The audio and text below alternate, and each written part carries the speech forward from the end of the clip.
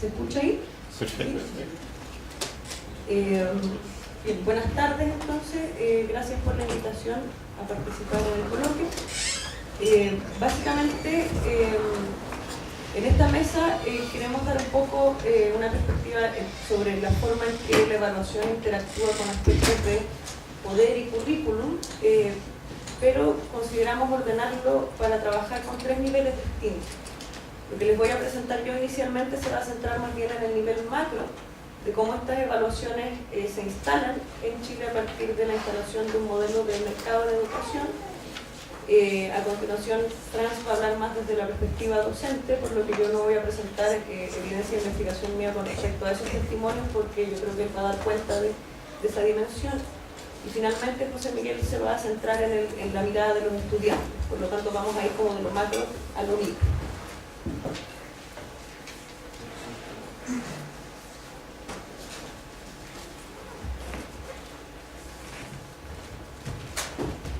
Entonces, una presentación, espero que breve y concisa, sobre el nivel macro en el sentido de neoliberalismo y sistemas de evaluación en Chile.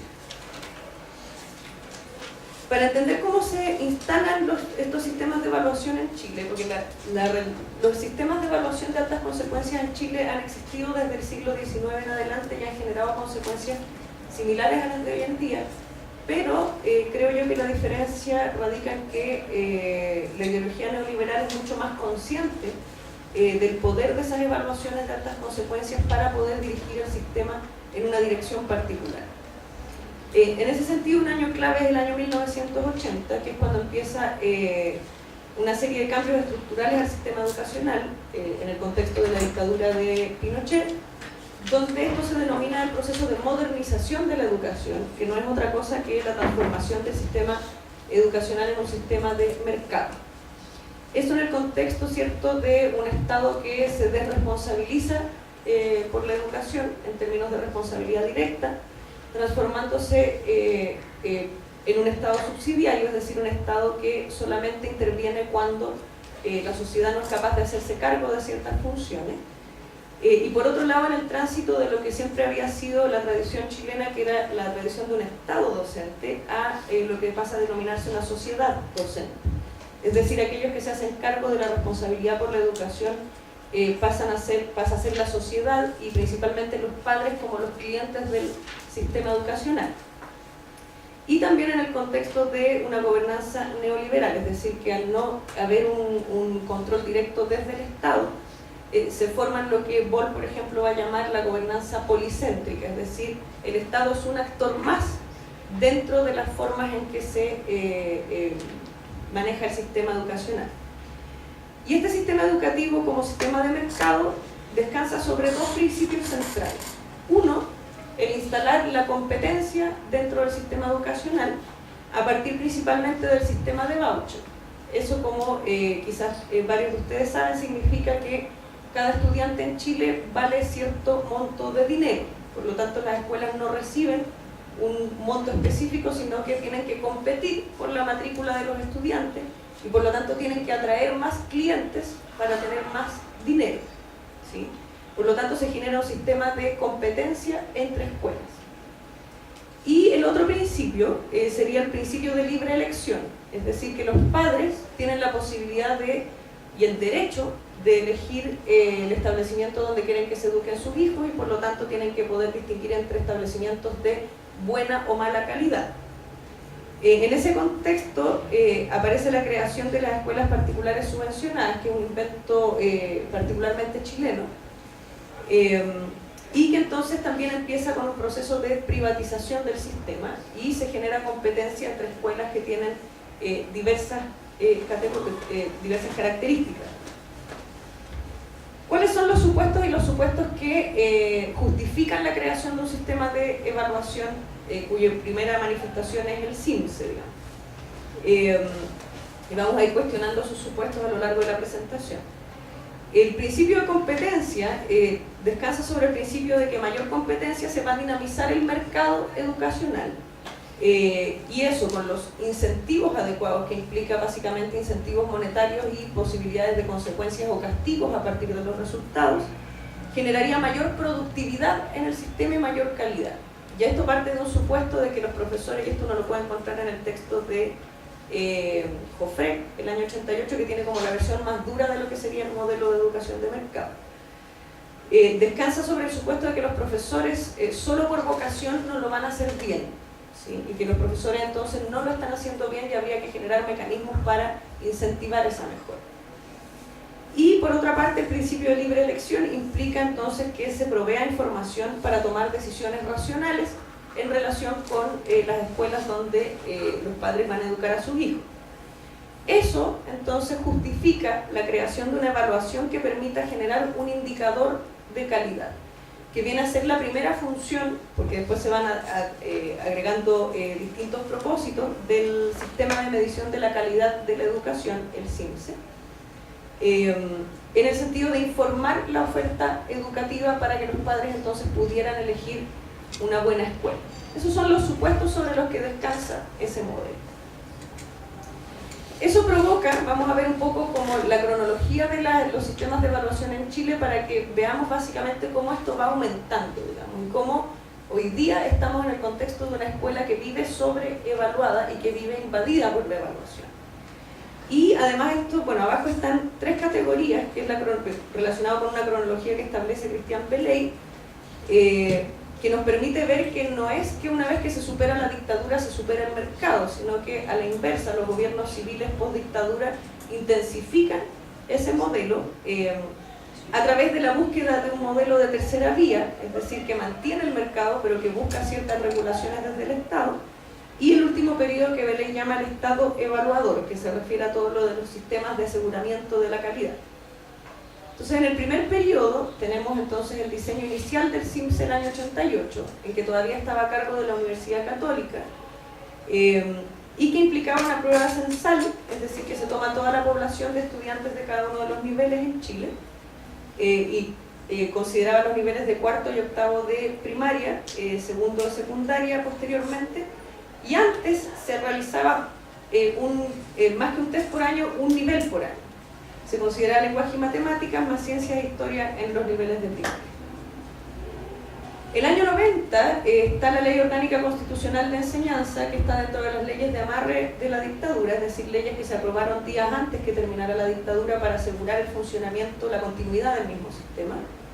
Y ahí en el artículo 19 se asegura la existencia y necesidad de un sistema de evaluación en ciertas etapas del sistema escolar, y se exige la publicación de resultados por escuela en un lugar visible de la escuela, dice la ley, y en un diario de circulación nacional.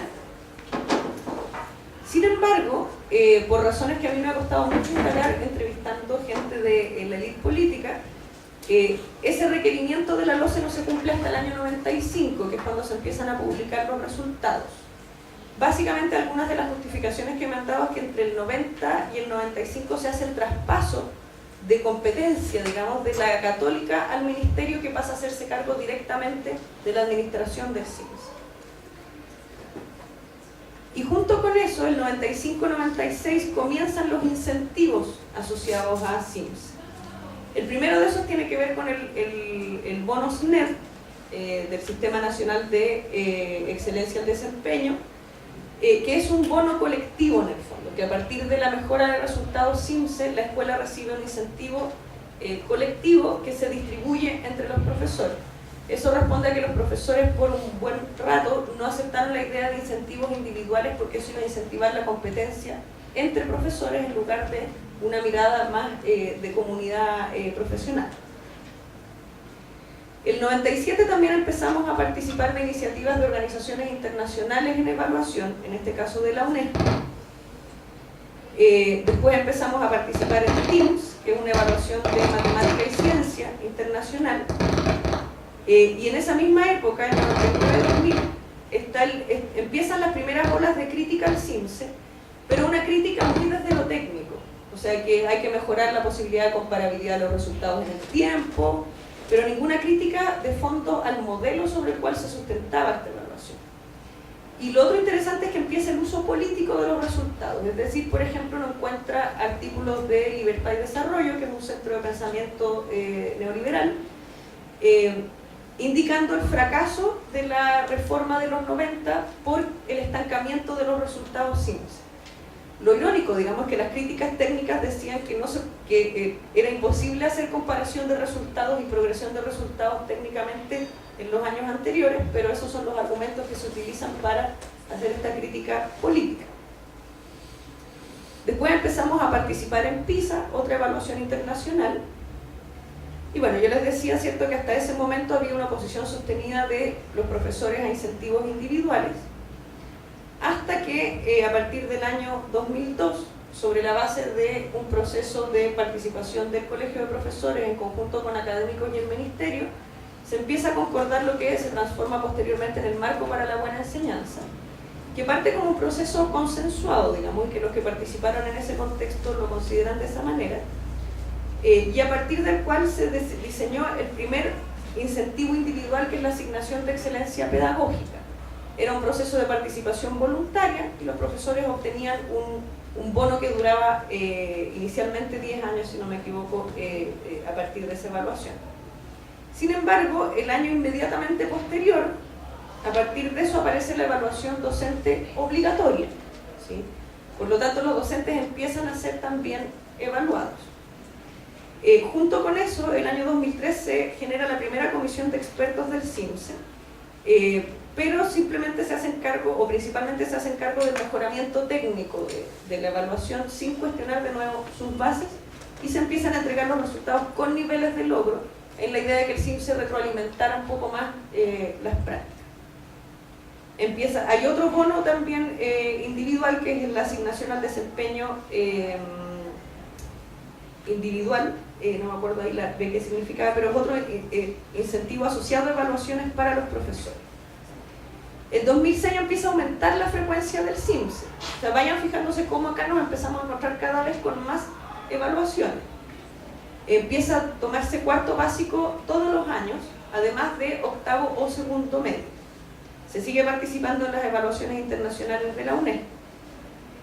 2006, ¿cierto? Tenemos la Revolución Pingüina y el inicio del movimiento social por la educación, que al inicio todavía no tiene un discurso tan articulado contra las evaluaciones estandarizadas. Eso aparece más bien en la segunda ola del año 2011.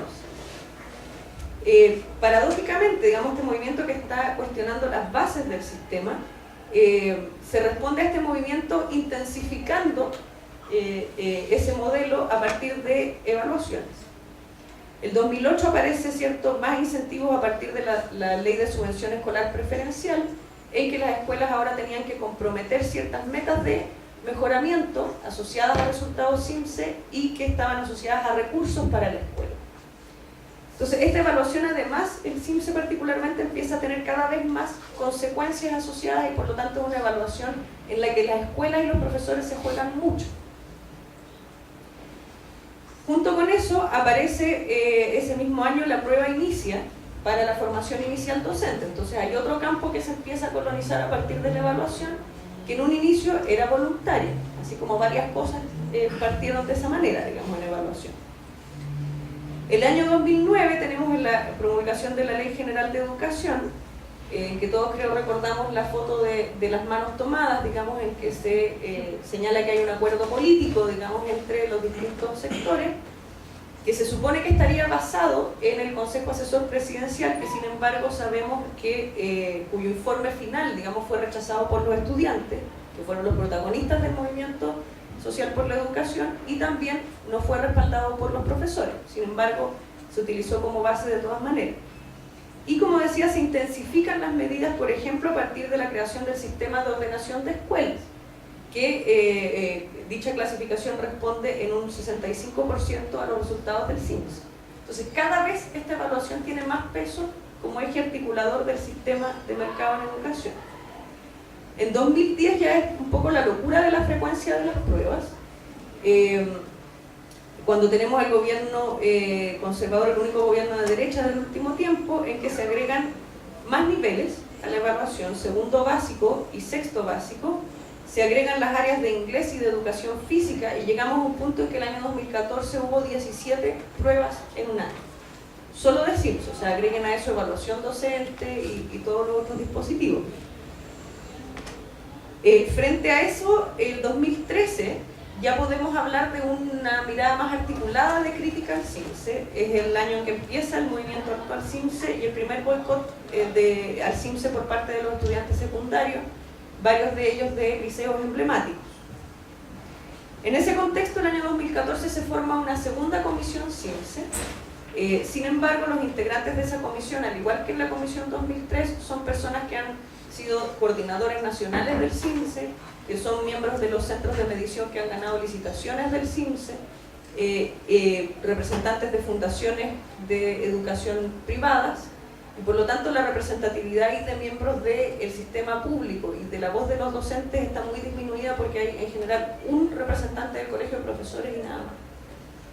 Esa segunda comisión dice que se hace cargo de las críticas que los movimientos sociales hacen al CIMSE. Sin embargo, el informe ejecutivo de la comisión dice bastante poco sobre esas perspectivas y termina nuevamente blindando el instrumento y el sistema de evaluación, volviendo a señalar que es un instrumento de larga trayectoria, muy respetado, de buena calidad técnica, y que el problema está en los usuarios, es decir, los profesores no saben usar los resultados y lo que van a hacer entonces es equilibrar el exceso de presión con apoyo, que significa apoyo de visita a las escuelas y también más invasión del espacio escolar.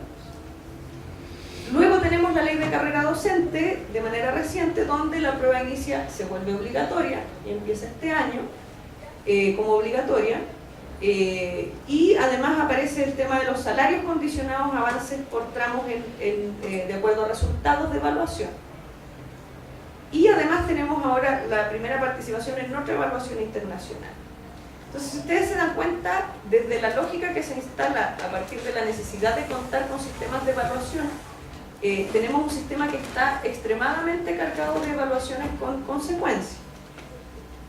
En términos de cuáles han sido los énfasis de la discusión, básicamente ha habido discusiones en el sentido de la lógica de mercado más pura, defendiendo la idea de presionar a través de los resultados y usar los resultados, por ejemplo, para cerrar las escuelas que son malas, a un grupo más de centro-izquierda moderado, lo que sea que eso signifique, digamos, hoy en día, que defiende más estrategias de apoyo, es decir, detectar a partir de los resultados escuelas vulnerables y entregarles ciertos apoyos.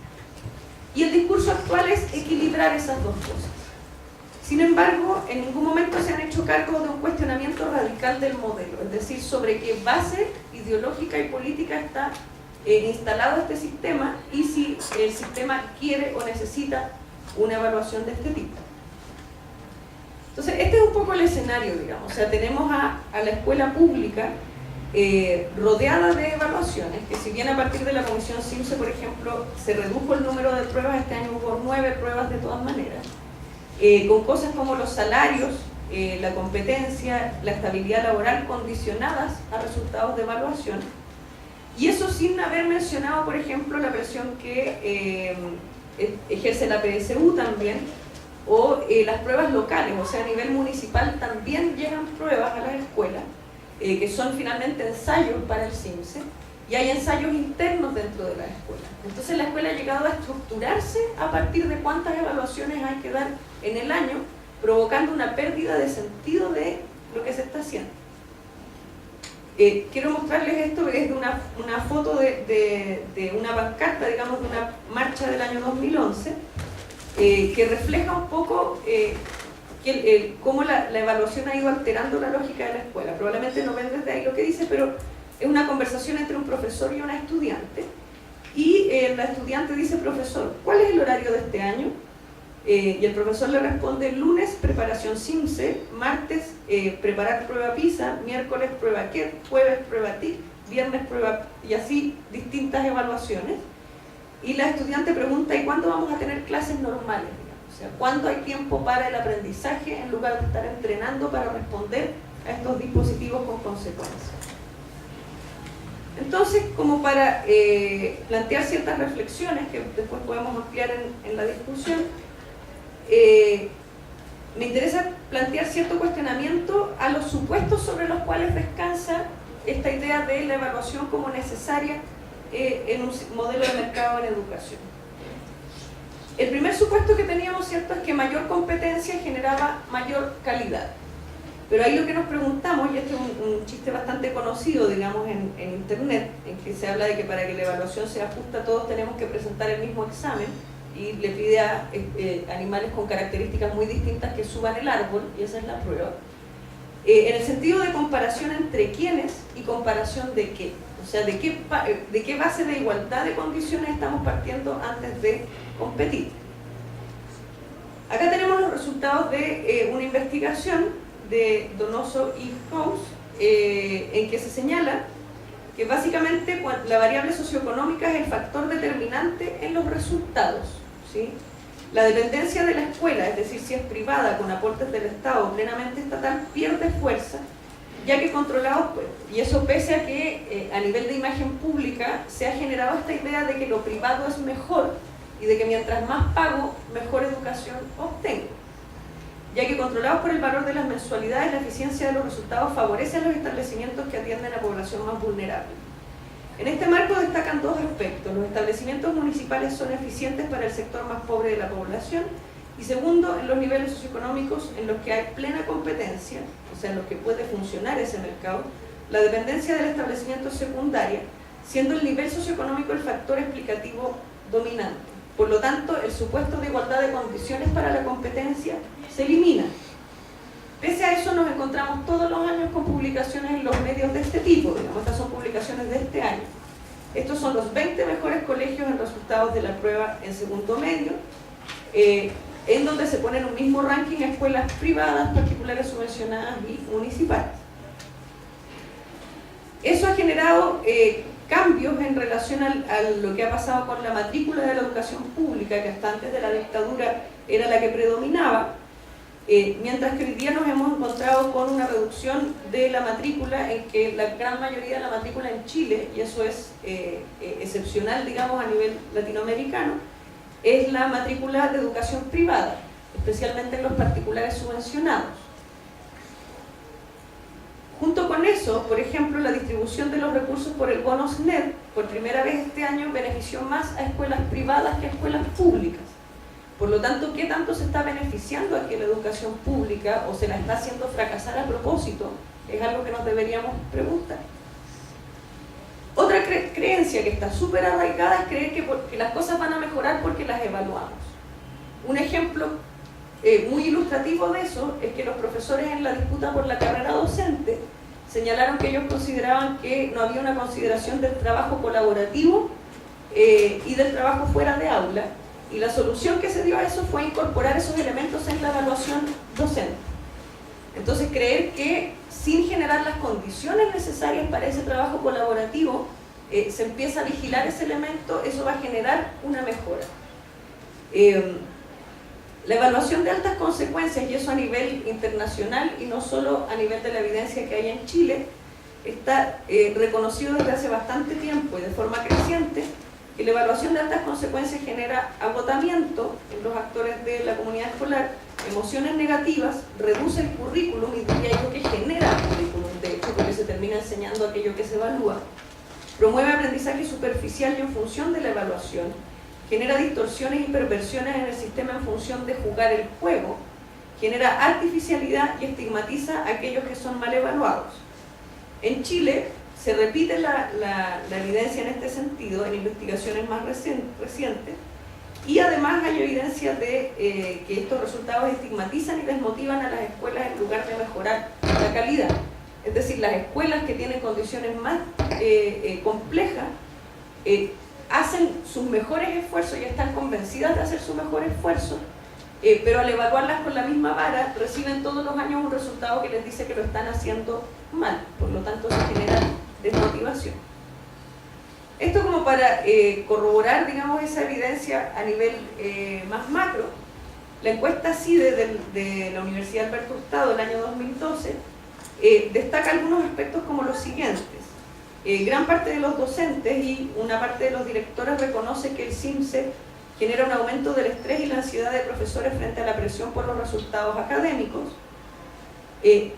genera que haya menos tiempo para el desarrollo de experiencias lúdicas y reflexivas para los estudiantes, porque los profesores terminan ajustando sus prácticas a la lógica de la prueba estandarizada, y los esfuerzos de la escuela se focalizan en las asignaturas medidas por el CIMSS, o sea, se reduce el currículum a esas áreas evaluadas, usándose incluso horas de taller para hacer entrenamiento y ensayos CIMSS. Junto con eso, se reconoce que el CIMSS genera una mayor mecanización del proceso de enseñanza-aprendizaje y empobrece la educación. O sea, acá nos encontramos con que en lugar de la promesa de mejorar la calidad, nos encontramos con que lo que se está haciendo es todo lo contrario. Finalmente, y eso es consistente con lo que yo he encontrado en las entrevistas con profesores, el CIMSS, al comparar establecimientos muy distintos en cuanto a características socioeconómicas y culturales de sus estudiantes, desconoce el esfuerzo que se hace en sectores con más dificultad. Entonces, este Estado neoliberal implica una desresponsabilización por la educación, lo que implica desplazar la responsabilidad de las escuelas y las familias, pero esa responsabilización implica dejar a las escuelas solas en la mejora. O sea, es súper cómodo de alguna manera decirle a la escuela: yo te voy a decir si estás bien o estás mal, a lo más te voy a entregar un poco de plata y voy a venir el próximo año a ver si lo estás haciendo mejor. Eso implica que se desconocen posibles condiciones estructurales que estén incidiendo en la posibilidad de desarrollar mejores aprendizajes, y pareciera finalmente que la intención aquí es provocar el fracaso y la desaparición de la escuela pública. Y finalmente, entonces, el supuesto de la elección informada de parte de los padres a partir de los resultados de la evaluación. Primero, Ortiz reconoce que no existe elección real en la medida que depende de la capacidad de pago de la familia. O sea, que no es que yo pueda elegir cualquier escuela, sino que va a depender de cuánto puedo pagar. Asimismo, hay varias investigaciones que corroboran que la situación económica de la familia condiciona la posibilidad de elección. Y resultados interesantes de investigaciones más recientes indican que además la elección no está necesariamente relacionada con el tipo de dependencia de la escuela. O sea, este supuesto de que lo privado es mejor no necesariamente se cumple, sino que los criterios que los padres utilizan son de cercanía de la escuela, calidad académica, pero en la investigación de Córdoba, de hecho, esa calidad académica los padres la juzgaban por los resultados que tenían con los profesores, no a partir del CIMSS. Contacto social, es decir, en la investigación de Beley uno de los resultados principales es que los padres buscan que sus hijos se mezclen con sus iguales sociales, ¿sí? En el sentido de que, por ejemplo, se considera que en la escuela municipal, y utilizan ese lenguaje, digamos, cuando se los entrevista en la investigación, no quieren que vayan a las escuelas municipales porque hay flaites y no quieren que sus hijos se mezclen con los flaites y prefieren que estén con sus iguales. Y la seguridad de las familias, o sea, el saber que el hijo está seguro, donde el CIMSS no pareciera ser un factor de alta relevancia en la elección. Y esto es una creencia muy instalada, y hoy día escuchaba en la radio, como aparecieron los resultados de PISA, uno empieza a escuchar a los periodistas hablando sobre evaluación, y yo me enojo cuando escucho eso porque me doy cuenta que no entienden mucho de lo que están hablando, porque pareciera que cualquier evaluación sirve, ¿sí? Y escucho cosas como que los profesores no se quieren evaluar, por qué va a ser malo evaluarse, etc. Y empiezan a reforzar además la idea de los rankings. El tema es que si la evaluación de altas consecuencias va a mover al sistema en una dirección determinada, y tenemos que generar una evaluación que mueva en la dirección que queremos. Pero acá estamos viendo que hay evaluaciones que por el tipo de preguntas que realizan, por ejemplo, tienden más a generar estrategias de enseñanza y aprendizaje que son mucho más mecánicas y que empobrecen la experiencia educativa. Eso no puede ser en ningún caso una buena evaluación. Acá yo no les voy a detallar, después lo podemos ver si tienen dudas, pero básicamente yo hice una investigación sobre validez del CIMSS, y el CIMSS tiene problemas en cada uno de estos ámbitos, que son los ámbitos que hay que considerar en la validez de una evaluación. Lo mismo la evaluación docente, que tiene contradicciones en sus propósitos, por ejemplo, que generan artificialidad en todo el proceso y distorsión de las interpretaciones, o la prueba inicia, por ejemplo, que reduce lo que significa ser un buen profesor a una serie de preguntas de selección múltiple. Entonces, básicamente lo que ha pasado aquí es que la estrategia que utiliza el neoliberalismo para poder instalar estos sistemas es un vaciamiento del concepto de calidad. Por eso se pueden, por ejemplo, apropiar de las demandas del movimiento estudiantil, porque ellos criticaron, la prensa, por ejemplo, criticó el boicot al CIMSS de los estudiantes diciendo, pero si ellos demandaban mayor calidad, Entonces, ¿por qué atacan una herramienta que permite monitorear y mejorar la calidad? Porque no la define. Entonces, básicamente, no voy a leer eso porque ya tengo que terminar, pero básicamente las organizaciones internacionales y los expertos locales tienden a trabajar con un concepto de calidad en que establecen una equivalencia entre calidad y resultados de aprendizaje en pruebas estandarizadas. Esa estrategia genera que no haya un posicionarse, porque hablar de calidad significa que considero yo que es una buena educación. Y cuando me tengo que posicionar en relación con eso, inevitablemente tengo que asumir una postura política. Bueno, ahí les puedo mostrar después si les interesa. Básicamente, una de las evidencias es una entrevista a Cristian Laroulet, ¿cierto?, de la Universidad del Desarrollo y del Centro Libertad y Desarrollo, en que en la entrevista me habló muchas veces de calidad en educación. Yo en algún momento le pregunto si tuviera que definir lo que es una educación de calidad, ¿cómo lo definiría? Y señala en que los resultados, en que se produzca aprendizaje en los niños. Para eso son estas pruebas. O sea, y recordando lo que dice Hanson, desde la sociología de la educación, hay que tener cuidado porque los test crean o pueden llegar a crear aquello que intentan medir. Entonces, terminamos entendiendo que calidad es aquello que las pruebas dicen que es calidad, o creemos que el currículum es aquello que las pruebas dicen que es el currículum.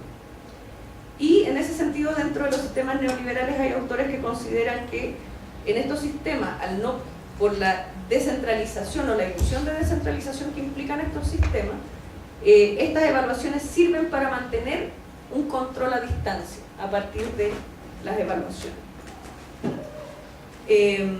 Entonces, la calidad de la educación se entiende como equivalente a resultados de la evaluación. Las pruebas asumidas como dispositivos transparentes, y yo creo que hay una responsabilidad que los investigadores necesitan asumir, porque utilizan mucho los resultados del CIMSE como si fueran equivalentes a decir algo sobre calidad en la educación, y el vaciamiento del concepto de calidad. Y tenía ahí algunos comentarios finales, pero creo que tengo que ir cerrando, digamos. La pregunta básica es si estos sistemas de evaluación finalmente empeoran la calidad, dañan la equidad y generan inequidad porque necesitan que alguno fracase a partir del principio de competencia, ¿para qué entonces las mantenemos o más bien para quién? ¿Sí?